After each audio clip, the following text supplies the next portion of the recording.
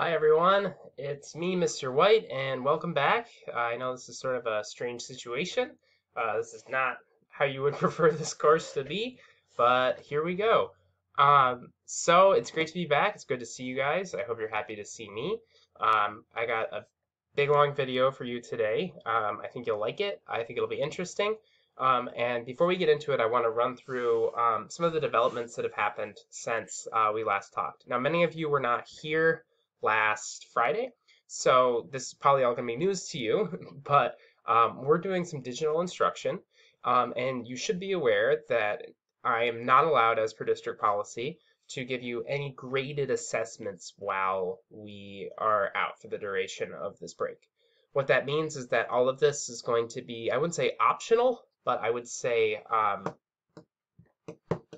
on your own, ungraded. We're going to try to keep moving through the course. My hope is that we come back eventually, because I like to think that'll happen. And when we come back, we will be ready to, well, at least close to ready to talk about World War II and take our Unit 7 test. So let me kind of break down how this will work. Every week, you'll be given one of these Schoology weekly updates. So I got your current one in front of you right now. As you can see, this is coming out on March 18th, 2020. You'll notice that these updates happen every Wednesday. Got your course, AP Euro. All your teachers are going to be doing this, so you're going to see 6 of these, right? Got your unit that you were in, and then you got your learning goals and your resources and activities. As you can see, I've given you quite a few different things you can reference. They're all in the HI7B folder in Schoology, too. So here's what I actually want you to do between now, when you watch this video, and Wednesday, March 25th. I would like to see you guys read just 12 pages out of your textbook, actually. We're going to start pretty small, and we'll work our way up. Bigger reading next week, a lot more stuff to do next week. This way, we're going to start easy. Your blue sheet, again, is not going to be graded for credit, because, again, I cannot grade any assignments while we're gone. You don't need to finish it before we come back either. I will not be collecting it ever. Instead, I encourage you to do it optionally, and just be comfortable with terms 1 through 13 in your current blue sheet. And you're already doing step 3 if you're watching this, my guided lecture video. After you do all this work, you should be prepared for part 1 of the HI7B Chapter 19 Comp Check. There's going to be 2 parts to this Comp Check. Our first part will cover Stalin and Stalinism and the Great Depression and all these early elements of the 1920s. And then our later Comp Check will cover some of the developments of fascism in the 1920s and 30s. So for those of you who weren't here, I'm going to try to zoom through what we did on Friday really quick. First thing we did is we panicked a lot, and we talked about the coronavirus, because that's pretty much, I'm sure, what everyone's thinking about all the time these days. And I felt that this SpongeBob meme was pretty fitting. And then I started to eventually teach at some point in the hour, because that's something I should be doing, right? And I was just mostly spending some time talking about how the Great War killed so many people, it changed the map of Europe, it changed the Middle East, resulted in brand new countries forming, it resulted in women's suffrage happening, and communism becoming apparent in a state, and destruction all across northern France and Belgium. What I kind of really stressed on the day that some of you missed, right? Not all of you, but many of you missed on Friday, was this kind of excerpt from Paul Valéry. Now, Paul Valéry was a French writer, and in 1922, he says, "We are a very unfortunate generation, whose lot has been to see the moment of our passage through life coincide with the arrival of great and terrifying events, the echo of which will resound through all of our lives." He says this is in 1922, right? It's probably, some of you are probably feeling that you're currently experiencing great and terrifying events as well, right? He continues. He says, "One can say that all the fundamentals of the world have been affected by the war, or more exactly, by the circumstances of the war. Something deeper has been worn away than the renewable parts of the machine. You know how greatly the general economic situation has been disturbed, and the polity of states, and the very life of the individual. You are familiar with the universal discomfort, hesitation, and apprehension. But among all injured things is the mind. The mind has indeed been cruelly wounded. Its complaint is heard in the hearts of intellectual man, It passes a mournful judgment on itself. It doubts itself profoundly. So what we talked about on Friday was this idea that really there's a crisis in Europe of doubt, right? People are doubting themselves. They're doubting the modern institutions of logic, reasoning, capitalism, democracy, religion, and anything else associated with the Great War. And perhaps just as importantly, they're also doubting money. Remember, there's a massive economic collapse that happens from the Great Depression, as well as earlier, there's a big collapse happening from the 1920s post-war recession. And unlike in America, where there's like a solid 9 years of growth between 1920 and 29, in Europe, that area of growth is a lot smaller. We're talking like 5 years, 4 years between 1924, 5, and 29. We also kind of talked about some art movements that sort of stress this crisis of mind, like Futurism, Dadaism, and Surrealism. Futurism stresses speed and motion, so here's Umberto Boccioni's dynamicism of the cyclist. Dadaism is sort of like, I called it art trolling. It's really artists making fun of the establishment. That's why you have Marcel Duchamp creating his fountain, right? And it's actually just a urinal turned sideways. He has his Mona Lisa, which, as you can see, just has a mustache. Surrealism stresses the fragility of thought. The most famous artist who's in this camp is Salvador Dali. And again, this is all about the idea that existence, reality, everything you experience, including time, as seen in the painting Persistence of Memory, is a construct, right? And therefore, it's something that society, because we live in a society, has put into your head, right? And it's not something that's real, tangible, and concrete. It is a structure, right? I like that Dali says, we make no claim to change the mores of mankind, but we intend to show the fragility of thought, and what shifting foundations, what caverns we have built our trembling houses. So speaking of caverns on trembling houses, let's take a look at how the economy collapses, right? This is perhaps one of the most well-known elements of the interwar period, the Great Depression. And this is a huge worldwide phenomenon. I mean, it really is arguably the first major worldwide recession, right? Maybe the post-war recession after the First World War, you could classify that as another kind of worldwide post-war recession, but the Great Depression takes it to another level. So I encourage you at this point to pause the video and actually bring up on your computer, your device, whatever, the Great Depression notes. You will see them linked in the weekly update that I gave you. You'll also see them in the HI7B folder on Schoology, and you'll find them there. So why don't you go ahead and get those out? You're going to want to look at those. So I'll take a brief pause here, and we'll be back in a second. Okay, so hopefully you have those notes out. And what I wanted to do is kind of point out a few things on those notes. As you can see, there's 6 pages to it. I was going to, in class, actually give the class different versions of this, right? So students would be kind of put apart into 5 groups. One group would have the document on reparation payments and war debts and the consequences of this famous Dawes Plan. One group was going to get this article on overproduction in agriculture and industry.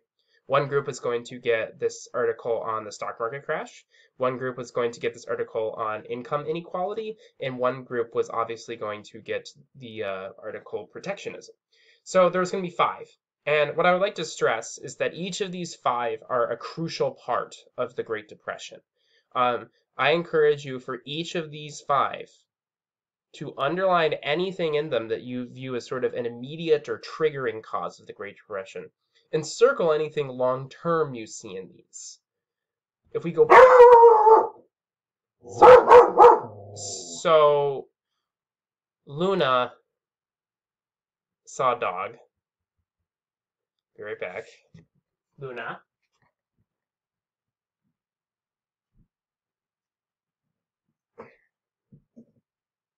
This is not scripted, but Luna is going to help us learn about the Great Depression. I'm depressed every time you bark, Luna. All right, so now that I have my dog, and she's a ham bone, so one of the things I wanted you to see from this article about the Dawes Plan and war debts is how Luna is not fed and she is starving to death. That's what she told me. Actually, she ate 2 meals today, but you know, dogs. No, I'm kidding. So the Dawes Plan stresses this idea that Germany was very dependent on American loans after World War One, right? And obviously, when the Americans experienced their stock market crash in the Great Depression, those loans to Germany fell apart. Now, Germany needs those loans because they have to pay reparations for World War One, right? Remember the Treaty of Versailles? They got billions of dollars in nowadays money, but tens of millions of dollars back then that they have to pay, and they can't pay that without American loans. Remember, they can print money, and they do print money, but their loans to Britain and France, sorry, their reparations to Britain and France are pegged in pounds and in francs. So therefore, they can't just print their way through reparations. Instead, they print all that money to pay for pensions given out to the military. That way they can kind of maintain their high credit status, even if they're cheating a little bit by printing money. So the Dawes Plan works in the 1920s. It helps revive the German economy because all of a sudden the Germans can pay their reparations. This is important to America, and America is willing to do this because the British and the French are also in a really tough spot. The British and the French are in huge debt to none other than America, right? The reasoning for this is that they had to buy all those military supplies from America, and it's crucial that America gets its money back. So this is actually kind of a roundabout plan, right? America gives money to Germany. Germany takes that money and pays it in reparations to Britain and France. Britain and France take that money and then pay it back to America to pay off all of their war debts from buying military weapons. So in reality, America is loaning money to Germany to get its money back from Britain and France, thus keeping money flowing through economies and keeping these economies alive and well. The only downside about all this is Germany is building up a pretty big debt with America, but American government is giving this debt, and therefore, for the most part, this isn't a huge concern because the American economy is growing faster than Europe, is in a great spot. It's the 1920s, everything is booming. What could possibly go wrong? Which brings us to our next article, right? In reality, in the late 1920s, America is overproducing, right? There's essentially a bubble, right? It's what is actually was happening in America just months ago, right? This idea that for the most part, there's a bubble in housing, there's a bubble in agriculture, there's a bubble in a lot of manufacturing. And for the most part, there is shrinking demand for these things and growing production. Now, this is one possible cause, and just as important cause is the stock market crash. This bubble is largely fine.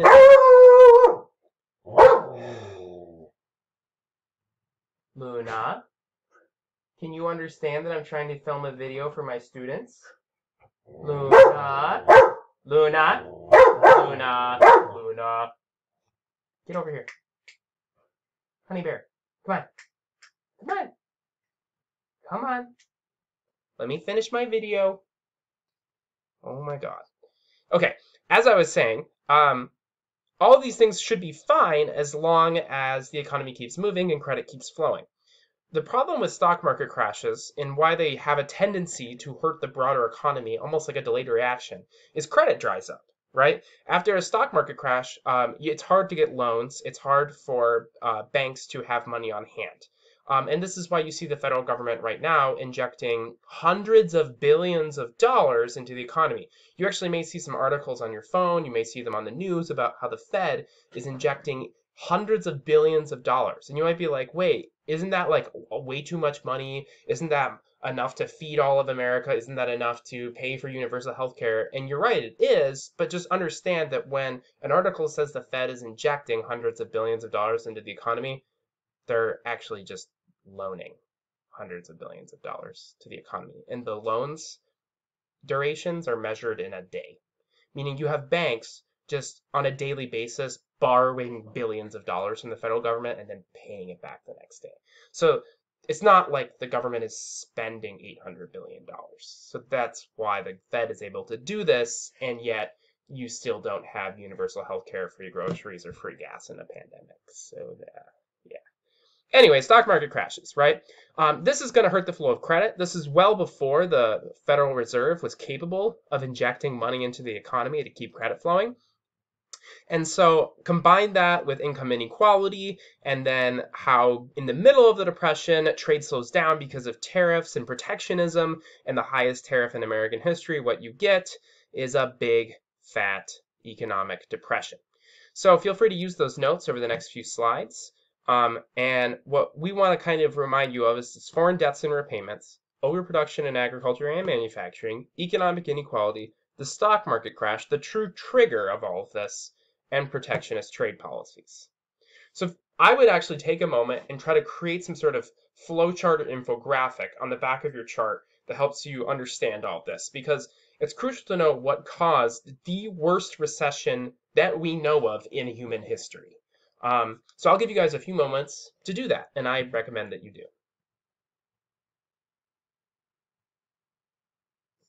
So we're back. Hopefully, uh-oh, my dog. Luna, I don't trust you over there. You have a track record of barking. Okay. Um, So let's move on here. What we want to think about is Great Depression happens, right? Now what? How do countries fix their economies? So what we're going to look at in this entire unit and how you can sort of really think about HI7B is the backdrop of this HI7B is economic uncertainty, political uncertainty, philosophical uncertainty, right? You have the crisis of mind, people losing their faith in modernity, and you have this crisis of money, people losing faith in the economy. And what you get are leaders who, quote unquote, have answers, right? So you get Stalin, right, who violently rewrites history through communism and tries to prove the superiority of communism. Mussolini, creating this concept of fascism, fascio combattimento, unity through combat, right? The goal is to restore the glory of Italy by inspiring these ideas of the Roman Empire. And then obviously you have Adolf Hitler with racism and kind of mixing that into fascism to sort of bring back the greatness of the German Empire. These leaders are pretty well known. Let me get over here. These leaders are pretty well known. Their faces are probably ones you've seen before. Mussolini on the left is actually the first of all these to gain power. The middle you have ever so famous Adolf Hitler, and on the far right you have Joseph Stalin. So all of these leaders have something in common, right? They are totalitarian, right?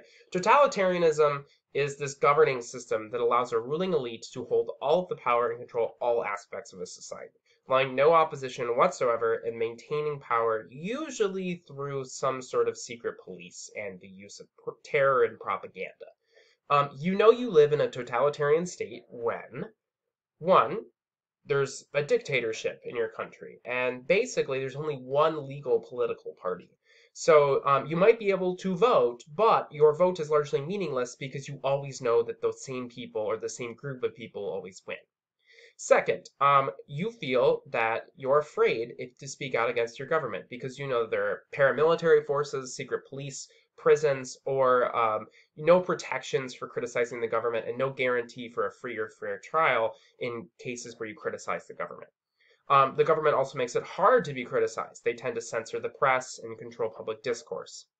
And finally, it's pretty common to see mandatory military service in these kinds of countries and frequent and open displays of loyalty because the military, loyalty, all of these things are crucial to maintaining the power of the totalitarian state. Finally, anytime your country does have shortcomings, since it cannot be the fault of the perfect leader of your country, because again, no criticism of the state, there has to be someone else whose fault it is. So in communist Russia, this tended to be capitalism and capitalists like kulaks, right? And in fascist Italy, it tended to be weak people in general, communists. And then in Germany, it tended to obviously and famously be the Jews. Luna, you are not trusted. You have a bad track record, Loons. Come on over. So, the right-wing version of totalitarianism famously is fascism, right? It's a political philosophy marked by strong central authority, places the nation and usually nationalism above everything else. Fascism is basically nationalism to the max. And Mussolini's Italy is the most famous case of this. He invented the concept.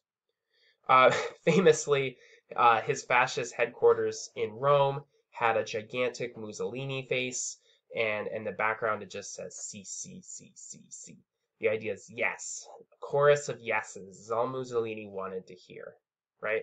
You can see how dystopian and how almost like this comes out of some creepy movie, right? It doesn't even look real. This is a real photograph, right? This is a real piazza in Rome where you have Mussolini's gigantic papier-mâché face and a wall of C's.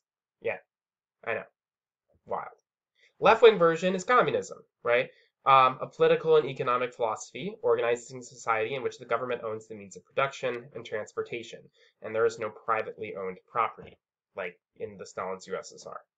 What's crucial to understand about all of this is how communism and fascism, in many ways, despite being complete opposite sides of the political spectrum when it comes to opinions on property, they both value the success of the state more than anything else. Therefore, they have a complete disregard of individual liberties and therefore tend to actually be quite in common. Now, I know that the horseshoe theory of politics is not perfect, but the general concept of it is often quite useful for students. Too often, students tend to think of politics as on the left and the right, and they think of it as like a line, right? Like a spectrum. And they think like you have moderates in the middle, like Democrats on the left, Republicans on the right. In reality, it's a lot more confusing than that. General liberalism, right, individual liberties, we kind of try to keep that in the middle. Conservatism is obviously farther on the right. Conservatives are more than willing to restrict civil liberties to restore traditional order, right, and restore traditional concepts. It's the whole idea of conservatism. A great example of this is how conservatives might want to restrict the liberties of LGBTQ people because they don't feel like they fit the traditional definition of marriage, right? Meanwhile, you have socialists. Socialists also are okay with restricting liberties in some cases, but as opposed to doing it for conservative reasons of wanting to maintain some traditional order of way of doing things, socialists would prefer to restrict the liberties of property owners so as to ensure more economic equality and ensure that everyone has access to certain goods and services in the economy. What happens is when those values are taken to the extreme, what you end up getting is something that looks quite similar on the ground because they both are defined by their lack of individual liberties. Both communism and fascism are deeply oppressive to the people that live through them. So you might be wondering what's happening in Britain and France, right? You have to understand that Britain and France both suffered deeply after the First World War, right? There's economic disaster for Britain and stagnation in France. There's a political crisis, growing fascist sentiment, growing right-wing groups in Britain, and what you get are the very first anti-fascist or Antifa riots happening in Britain. Meanwhile, in France, centrist and right-wing parties are so unpopular that you actually have socialists and communists working together to form the famous Popular Front in France, putting radical socialists and Marxists in charge of the country by the mid-1930s. And therefore, neither of these countries wants to take a tough stance on fascism and communism because they're both dabbling in their own brands of it. This is why Britain seems to have a strange amount of cooperation with fascist Italy and Nazi Germany. And this is also why France has a strange amount of cooperation with Stalin and totalitarian communism. So what you end up getting actually is these democracies, and they are democracies, right? Their constitutions are unchanged. They're still operating within traditional constitutional limits. No one's liberties are additionally being restricted here, but they're becoming more friendly and more embracing of these fringe ideologies. And so what you get is you don't get a clear, unified group of liberals standing up for liberalism. Right? Instead, you get some liberals who are drifting towards communism and some liberals who are drifting towards fascism. And it's not clear that anyone wants to stand up for liberalism in this time period. So go ahead and get out those notes on Stalinism that are in there. And once you get those out, feel free to resume the video. So hopefully you have those notes out. So let's take a look. What is Stalinism? Because this is where we're going to actually start. So first of all, young Stalin was a little bit of a hottie. It's true. Look at this guy, right? You would never expect a man who looks like this to be Stalin, right? I mean, honestly, he's got a nice beard, he's got nice hair, he's got like an ascot. Like this is great. This is a great suit. This is Stalin in his 20s, right? Seems like a normal guy at first. He studied to be a priest. He met some Bolshevik communists and eventually became increasingly involved in their cause. He actually grew up in modern-day Georgia, and he was deeply involved with communism from a young age. And then he grew the mustache, and obviously his attractiveness just drops through the roof. But he is arrested frequently, right? He is sent to Siberian prisons several different times. He escapes every time, and this gives him great street cred with other communists. And he eventually starts to edit the Pravda, which is the largest newspaper for the Bolshevik Party. It's basically like the Bolshevik Party's official newspaper. So to Lenin, Stalin is crucial. He's an amazing organizer. He's a little bit kind of a thug himself, right? He's not afraid to go to prison, escape prison, beat some guys up. And he edits the newspaper. He's a curious mix of basically muscle and brains, right? Therefore, he's super useful because he is at one point willing to wield a gun, go to war for the Bolsheviks, but at the other point is also quite capable of convincing other people to do that too with writing, right, and journalism. He eventually becomes the party secretary, which is a really, really big deal. In fact, Stalin ends up becoming, in many ways, the right-hand man to Lenin, not because he's perhaps more capable than Trotsky, but because Trotsky is so popular that he's almost threatening to Lenin. So Leon Trotsky, the other really famous figure who we'll get to later, he is too popular for his own good. Stalin is not nearly as charismatic, and Lenin is more than willing to work with him because he doesn't ever have to worry about Stalin overshadowing him. So you can see the GRU here, right? You got Lenin, right? You got Stalin, right? Or sorry, no, you got Lenin, and you got Trotsky, and you got Stalin. This is kind of vaguely like Lenin. But as you can see, Stalin is sitting on Lenin's right, Trotsky is sitting on Lenin's left. And so you can already see early on that Stalin is the favored one of Lenin. And again, this is not because people like Stalin more, they actually like Trotsky more. Lenin is trying to almost push Trotsky away because he's afraid of how popular Trotsky is. So there's Stalin, Lenin, and Trotsky. So here's the famous communist trio. Trotsky is really well known for organizing revolts in the streets. He's an intellectual that's much more popular with the West, much more well known, much more widely published. He is kind of like the obvious successor to Lenin for a lot of people. So it's interesting that this Stalin figure is rising through the ranks, right? So Stalin and Trotsky have very different views. Stalin is more in line with Lenin than Trotsky is. So you see, Lenin and Stalin agree in the policy of socialism in one country. They believe that it is crucial to get communism to work in one country before they worry about spreading a global revolution. And the problem with this is that it really defies Marx's core ideas, right? Marx truly believed that the ideal form of communism would not require any sort of government or state because worker unions would take care of everything. So by stressing socialism in one country, there's this implied element that the state has a role here. And there's this implied element that the revolution should not be based on class, but should almost be based on states. And that is very different than what Marx was arguing. And this is why there's a big difference between Marxism and Marxist-Leninism, right? So Stalin argues that he alone would help bring people out of this struggle. And after Lenin dies of a stroke in 1924, and actually he's quite incapacitated from his first stroke in 1922, he really stylizes himself as the true heir of Lenin.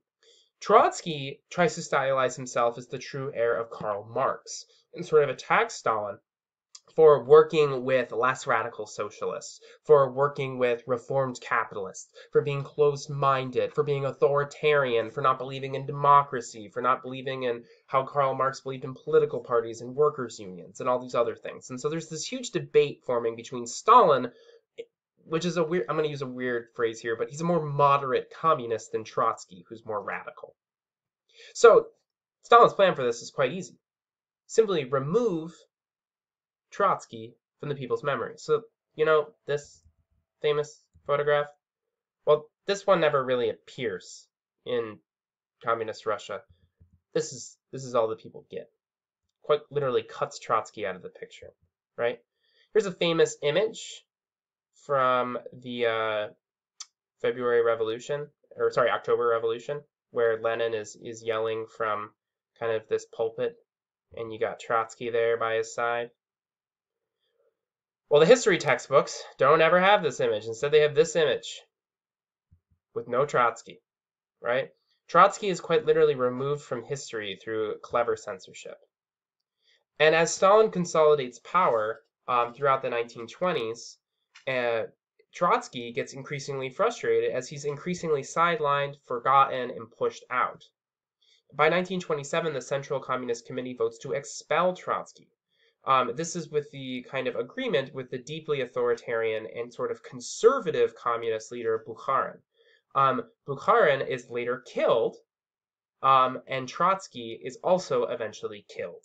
So Stalin actually has both his right-wing criticism and his left-wing criticism killed. Bukharin is actually killed first during Stalin's Great Purge, where he purges a lot of right-wing leaders, especially leaders in the military. You're dealing with nearly 1 million people killed here in the early 1930s and mid-1930s. The Great Purge mostly affects the military. It also deeply affects a lot of capitalists and sort of socialists who don't fully buy into communism. Trotsky actually survives because he leaves the country because, again, he was expelled. He actually moves to Mexico City and starts publishing and writing from there and actually criticizing Stalin's movement. He's assassinated in 1940 while in Mexico, famously with an ice axe. There's this kind of interesting story where the guy comes in with a gun to shoot Trotsky, and Trotsky tackles him, and so the gun doesn't shoot Trotsky, obviously, and then the assassin grabs an ice pick and stabs Trotsky to death. So that's what you get.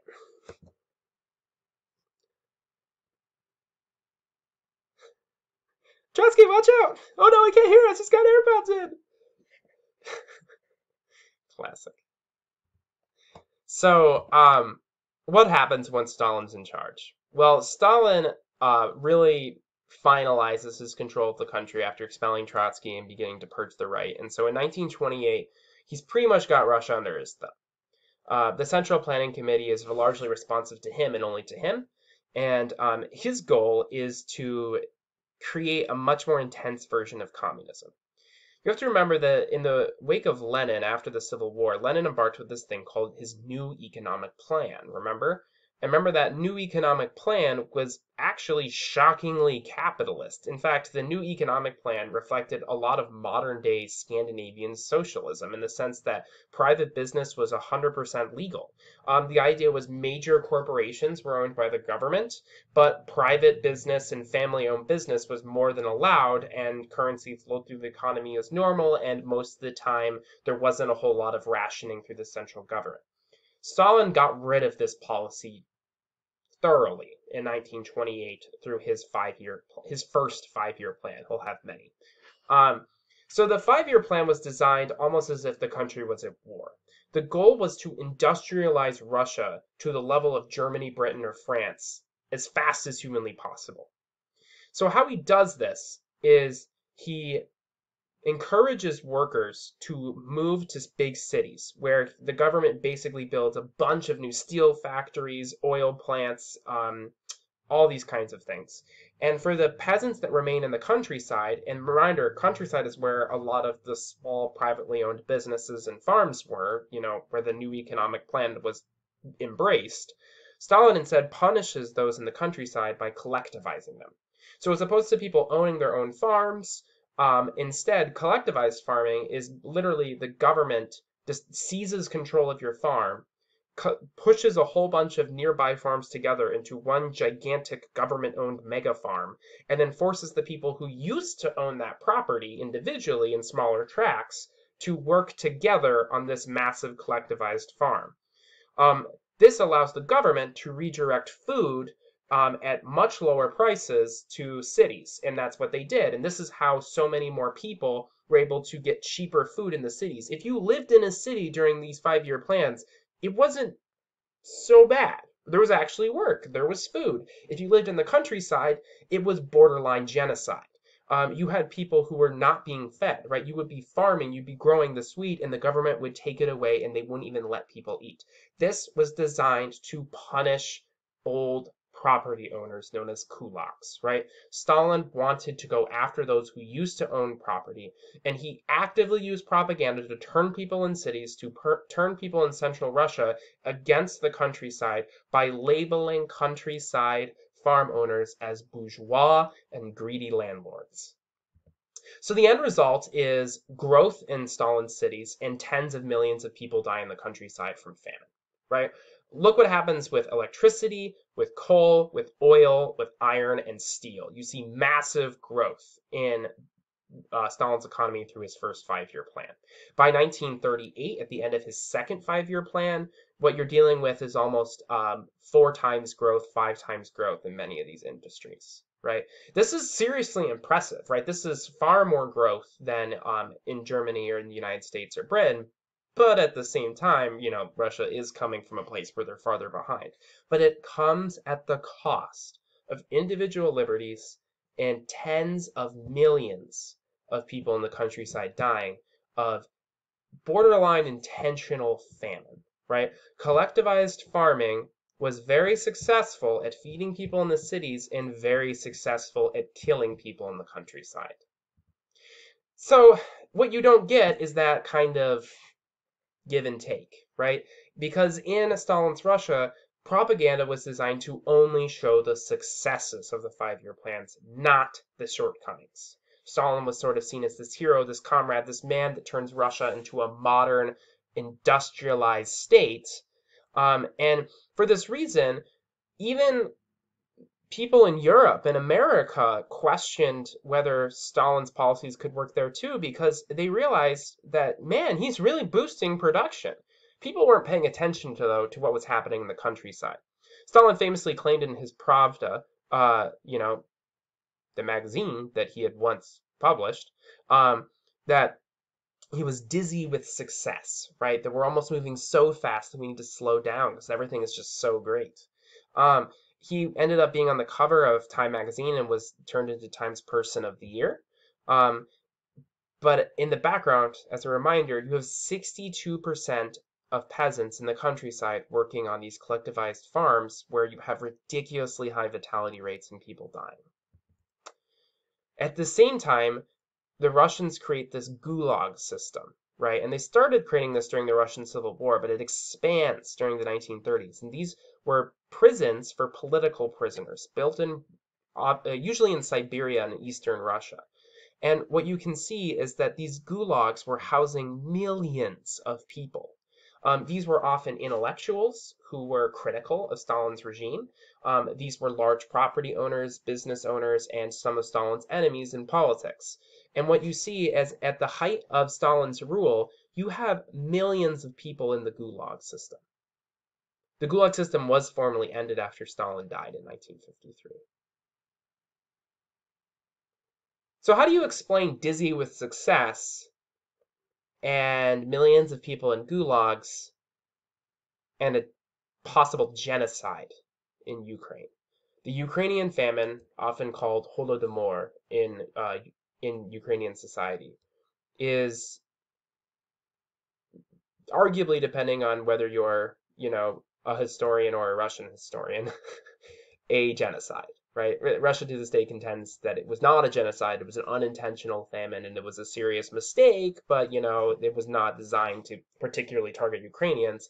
Virtually every other historian in the world who is not sympathetic to Russia or deeply biased to the Russian state argues that for the most part it was intended to hurt property owners in Ukraine and Kazakhstan who had historically supported the whites in the Russian Civil War and had rejected Bolshevism.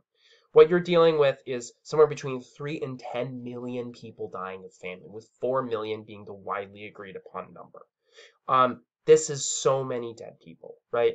Ukraine was one of the most populated regions and actually, as of 1920, a nation in Europe, right? But when Ukraine was absorbed during the Russian Civil War, reabsorbed, I should say, during the Russian Civil War into the Russian state, the Soviet Union, what you end up getting is this terrible, terrible famine. So I encourage you to go read those sources about Stalin. There's 7 really short sources. And what you want to look for is evidence of propaganda, truth, how does the state manage the story that comes out. When you see articles that are critical of Stalin, note, are they a secret diary that was not published until the 1990s, or was it something that actually made it through the press in the 1920s and 30s? And you'll see a disturbing trend where there is plenty of criticism of Stalin, but not in the open. So I'll give you guys some time to read, and that's pretty much all we have for today, and all we have for this week, really. So keep up with your reading. Read these documents. We have Stalin talking about his own 5-year plan. And then we have on here also personal accounts of Soviet industrialization and letters to Soviet officials and entries from workers' diaries and all this good stuff. So I guess I will see you guys next Wednesday. I was going to put a big picture of Luna up here, but who needs a picture when you got the bear herself? Luna, wave goodbye to my class. This is my Barky Bear. Do I get a smooch? No, I don't, apparently, because we're tired. She's very tired, you see. It's hard to be a dog, you see. So, take care, you guys. Be safe, be healthy, and I'll see you all next Wednesday.